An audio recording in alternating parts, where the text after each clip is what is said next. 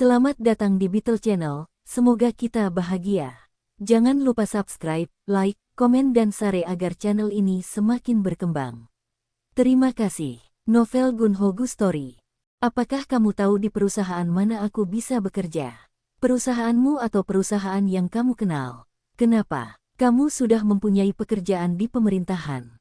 Saya ingin berhenti dari pekerjaan itu. Pemerintah tidak memberikan banyak uang, dan hal itu menyebabkan banyak masalah dalam keluarga saya. Jangan berkata begitu. Pekerjaan di pemerintahan adalah pekerjaan paling stabil dan diinginkan yang diinginkan semua orang. Kamu sudah menghasilkan banyak uang dengan menjalankan perusahaanmu sendiri, dan kamu membeli sebuah kondominium seharga 50 piung untuk orang tuamu dan juga membeli sebuah gedung besar. Hidup Anda akan menjadi lebih sulit jika Anda tidak memiliki pekerjaan yang baik di negara ini. Bekerja di sektor swasta bukanlah ide yang baik jika Anda mempertimbangkan keamanan kerja. Bahkan meskipun Anda mungkin mendapat gaji lebih tinggi di sana, Anda harus siap diberhentikan kapan saja, apalagi pekerjaan itu sendiri lebih menegangkan. Bekerja untuk pemerintah adalah pekerjaan terbaik yang pernah dimiliki siapapun. Seharusnya aku tidak mengambil uang orang tuaku untuk membeli rumah. Seharusnya aku menyewa kondominium atau semacamnya. Wah, kenapa? Ibumu banyak membantumu saat kamu membeli rumah. Orang tuaku menjual kondominium mereka di kota Gueol seharga 180 juta won dan membantuku membeli rumahku saat ini di kota Gyesan. Aku membayar 120 juta won untuk kondominium besar berukuran 17 piung, dan mereka pindah ke villa sewaan. Oh, benarkah? Saya memiliki tabungan sebesar 20 juta won yang saya tabung dengan bekerja sebagai pegawai pemerintah pada saat itu, dan orang tua saya memberi saya 100 juta won, sehingga saya dapat membeli kondominium di kota Gyesan. Saya seharusnya tidak melakukannya. Saya seharusnya tidak menerima bantuan mereka apa yang telah terjadi. Setelah orang tuaku memberiku 100 juta won, ibuku memintaku untuk mengiriminya sejumlah uang saku setiap bulan. Istriku tidak bisa menerima permintaan itu dengan baik. Jadi konflik antara ibuku dan istriku dimulai dari sana. Kamu tidak punya hutang, kan? Tidak, aku tidak melakukannya. Itu bagus. Kamu punya rumah sendiri tanpa hutang. Itu cukup bagus. Jangan berhenti dari pekerjaanmu di pemerintahan. Begitu kamu keluar dari pemerintahan, kamu akan menyadari bahwa kamu berdiri di neraka. Gunho mengenal Jae Wong dengan baik sejak kecilnya. Jae Wong 2 tahun lebih muda dari Gunho, dan dia adalah murid yang baik di sekolah. Dia adalah anak yang pendiam, dan dia bukan tipe orang yang suka berpetualang atau proaktif. Dia tidak memiliki bakat untuk melakukan penjualan atau mengembangkan teknologi di suatu perusahaan. Jae Wong tampaknya mengalami kesulitan dalam hidup, tetapi dalam pandangan Gunho, Jae Wong akan menjadi lebih baik seiring berjalannya waktu. Dia akan dipromosikan di pemerintahan dan itu akan menaikkan gajinya, dan orang tuanya akan meninggal. Saya akan naik ke atas untuk menemui bibi saya. Baik. Kurasa dia pasti sudah selesai makan sekarang. Gunho pergi ke ruang pasien tempat bibinya menginap dengan sekeranjang buah-buahan di tangannya. Bibinya sedang berbincang dengan seorang pasien wanita tua yang sedang berbaring di tempat tidur di sebelahnya. Tante, oh, Gunho. Bibi Gunho tampak terkejut. Dia mungkin sama sekali tidak menyangka Gunho akan mengunjunginya di rumah sakit. Kamu tidak perlu datang, Gunho. Aku tahu kamu sangat sibuk. Apa ini? Kamu tidak perlu membawa apapun. Bibi Gunho tersenyum lebar saat melihat keranjang buah yang dibawakan Gunho untuknya. Bagaimana kabarmu? Apakah kamu kesakitan? Jangan memulainya. Aku bahkan tidak bisa pergi ke kamar mandi sendirian. Kamu akan menjadi lebih baik. Teknologi medis saat ini sangat maju. Para dokter akan merawatmu dengan baik. Oh, apakah kamu melihat Jae Wong dalam perjalanan ke sini? Dia turun belum lama ini. Ya, aku bertemu dengannya. Dia akan segera datang, dia ingin mencari udara segar. Aku membesarkannya tanpa bayaran. Aku melahirkannya, tapi dia bertingkah seperti orang asing. Haha, jangan berkata begitu, Bibi.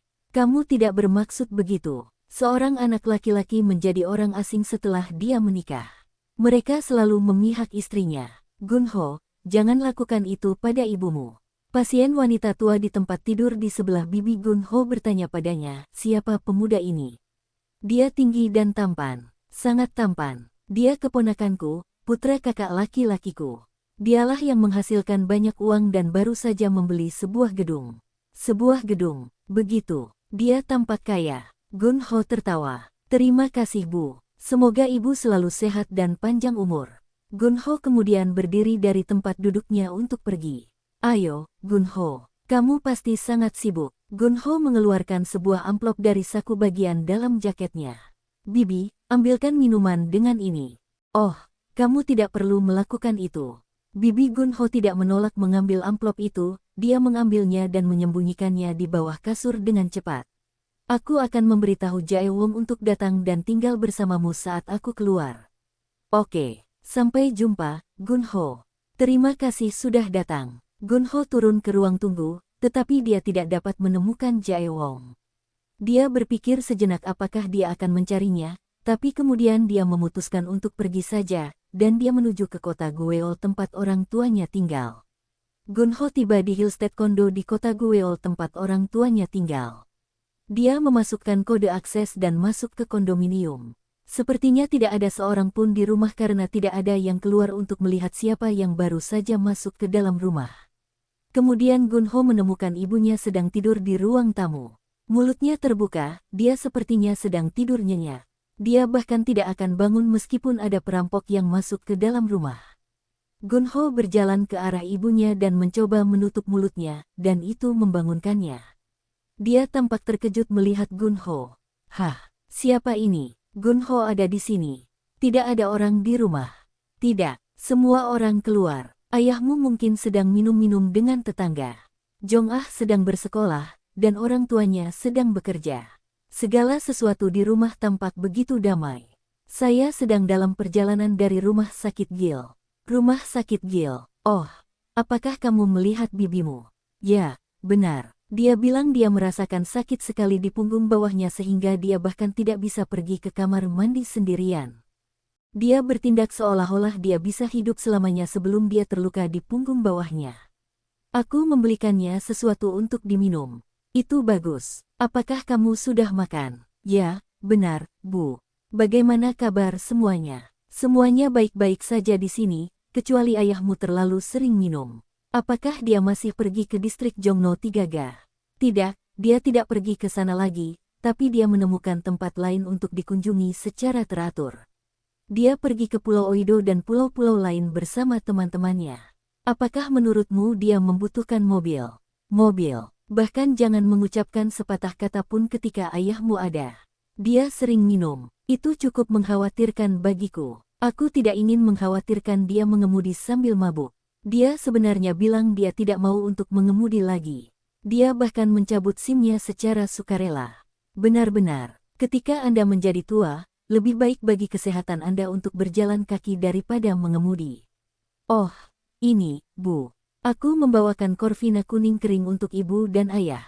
Ya ampun, ini pasti sangat mahal. Kami benar-benar memiliki kehidupan yang indah di usia kami karena putra kami. Dan ini sekotak ekstrak ginseng KGC Korean Ginseng Corporation. Oh, ginseng dari KGC. Terima kasih, Gun Ho. Dan, ini untuk perjalananmu. Aku ingin kamu dan ayah kadang-kadang pergi bepergian. Ini uang, kita punya uang. Simpan saja dan gunakan nanti. Beberapa teman meminta saya untuk ikut mereka jalan-jalan ke Tiongkok. Mereka ingin pergi ke Zhangjiajie di Tiongkok. Mungkin saya bisa bergabung dengan mereka. Kedengarannya bagus, Bu. Selamat bersenang-senang. Setelah mengunjungi orang tuanya, Gun Ho akan berkendara kembali ke kota Chong'an, dan kemudian dia berubah pikiran dan menuju ke kota Sinsa menuju gedung GH miliknya. Dia pikir dia harus cukup sering mampir ke sana untuk memastikan semuanya berjalan baik. Ketika dia memasuki kantor, Direktur Kang sedang berdebat dengan seseorang di telepon. Sekretaris Yeon Suoh sedang melihat ponsel cerdasnya dan dengan cepat berdiri dari tempat duduknya ketika dia melihat Gun Ho masuk ke kantor. Bolehkah aku minta teh?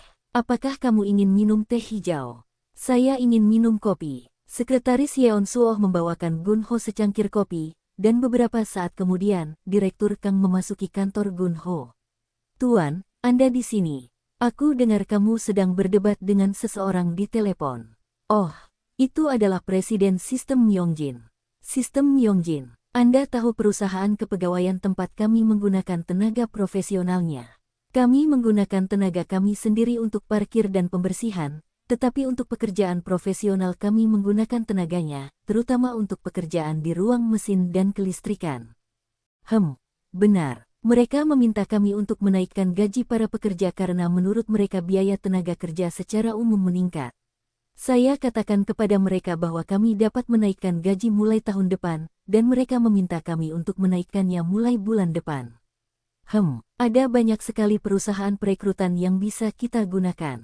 Jika mereka tetap bersikeras, saya berpikir untuk mengganti perusahaan perekrutan. Manajer akuntansi memasuki kantor Gunho. Pak, karena Anda di sini, apakah Anda ingin mendengar laporan bulanan untung dan rugi? Yah, tidak sekarang. Aku merasa sangat lelah hari ini. Mengapa kamu tidak mengirimkan laporannya kepadaku melalui email saja? Ya, Tuan. Saya akan melakukannya.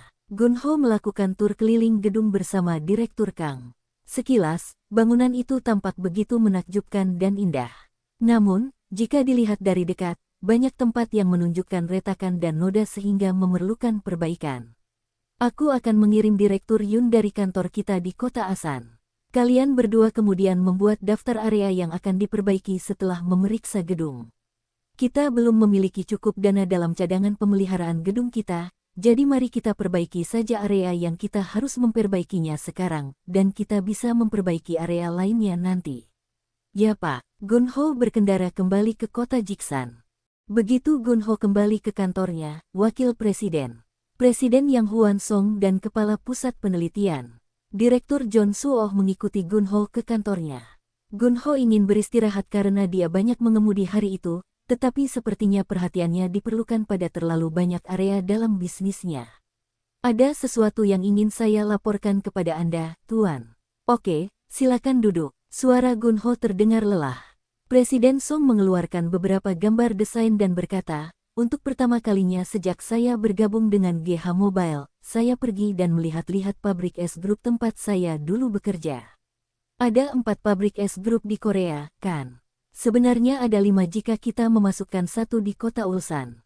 Oh begitu. Para eksekutif grup S menyambut baik kunjungan saya dan saya kira mereka memberi saya hak istimewa karena saya pernah menjadi bos mereka. Saya membuat kontrak dengan mereka untuk menjual produk kepada mereka. Gambar desain ini untuk produk yang ingin mereka beli dari kami. Haha, benarkah? Kamu melakukan pekerjaan dengan baik. Jika kami memproduksi produk ini seperti yang ditunjukkan dalam gambar ini, saya yakin kami dapat mengharapkan pendapatan penjualan bulanan kami meningkat sebesar 1 miliar won. Ah, benarkah? Namun ada satu masalah. Agar berhasil menghasilkan produk ini, pertama-tama kita perlu melakukan beberapa percobaan. Perusahaan ini sebelumnya mengalami pengurangan ukuran dan jumlah pekerja dengan pusat penelitian, dan banyak pekerja penelitian telah dipindahkan ke tempat lain, departemen. Kita tidak bisa meminta orang-orang yang sudah bekerja dengan departemen lain untuk kembali ke pusat penelitian dan mereka sudah cukup tua untuk melakukan pekerjaan penelitian. Anda menyarankan untuk mempekerjakan pekerja baru untuk pusat penelitian. Ya, saya ingin membentuk tim yang terdiri dari peneliti-peneliti muda dan cerdas. Butuh berapa? Kepala pusat penelitian yang baru ikut campur. Kami memerlukan 5 orang untuk saat ini, dan kami dapat mempekerjakan lebih banyak orang seiring dengan semakin banyaknya pekerjaan yang kami peroleh dan seiring dengan semakin banyaknya pendapatan yang kami hasilkan. Apakah kami memerlukan jalur produksi tambahan karena ada pesanan baru dari S Group? Mungkin nanti, tapi tidak sekarang. Kita bisa menggunakan jalur produksi yang ada pada malam hari jika perlu untuk saat ini. Saya setuju dengan perekrutan pekerja tambahan untuk pusat penelitian. Mulai sekarang, saya tidak akan terlibat dalam perekrutan pekerja kecuali para eksekutif. Jadi, silakan mulai proses perekrutan tanpa saya, termasuk wawancara pertama dan kedua atau wawancara terakhir. Tetapi Gunho tersenyum. Tidak apa-apa, aku percaya pada kalian berdua. Kalian tidak membutuhkan aku dalam memilih pekerja yang layak. Kalian lebih berpengetahuan daripada aku di bidangnya. Terima kasih Pak. Kepala Pusat Penelitian dan Presiden Song meninggalkan kantor Gunho setelah membungkuk. Presiden Song telah memperlakukan Gunho sebagai adik laki-lakinya ketika dia bekerja sebagai wakil presiden S Group. Gunho juga biasa menyebutnya sebagai kakak laki-lakinya. Namun, setelah dia bergabung dengan GH Mobile, Presiden Song mengubah sikapnya terhadap Gunho. Bagaimanapun juga Gunho adalah pemilik perusahaan, dan dia harus menghormatinya. Presiden Song tampaknya tunduk dan lembut terhadap Gunho sekarang.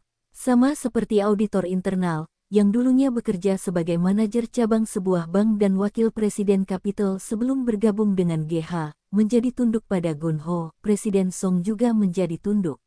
Gunho meregangkan tubuhnya di kantornya ketika dia ditinggal sendirian. Dia merasa kepala dan pikirannya menjadi jernih dan segar kembali. Saya sangat berharap Presiden Song membantu GH Mobile meningkatkan pendapatan penjualannya secara dramatis. Tentu saja hal ini akan menimbulkan biaya yang lebih tinggi dalam prosesnya, tetapi saya akan dapat menghasilkan banyak uang karena pendapatan penjualan menjadi besar. Gunho kemudian berpikir, setelah GH Mobile atau Dion Korea mulai menghasilkan banyak uang, saya mungkin akan membiarkan perusahaan manapun mengakuisisi GH Building di Seoul. Pinjaman untuk bangunan itu terlalu besar. Jika salah satu perusahaan saya dengan pendapatan besar mengakuisisi gedung itu, saya yakin saya bisa mendapatkan kembali 40 miliar won yang saya investasikan di gedung itu. Tidak peduli perusahaan mana, baik GH Mobile atau Dion Korea, yang membeli gedung itu, tetap saja gedung itu milik saya. Dia kemudian berpikir, biar kulihat, Limondale Dion memiliki 50% saham Dion Korea. Meskipun saya ingin Dion Korea mengakuisisi gedung tersebut, Limondale Dion mungkin akan menolak saran tersebut. Meskipun saya berhasil membiarkan Dion Korea mengakuisisi gedung tersebut, saya harus mendiskusikan semuanya dengan Limondale Dion, dan pihak tersebut juga akan campur tangan dalam pengelolaan gedung tersebut. Kalau begitu, mari kita tidak ikut serta dalam opsi itu. Tidaklah bijaksana bagi saya untuk membiarkan Dion Korea membeli gedung tersebut dan membawa Limondale Dion.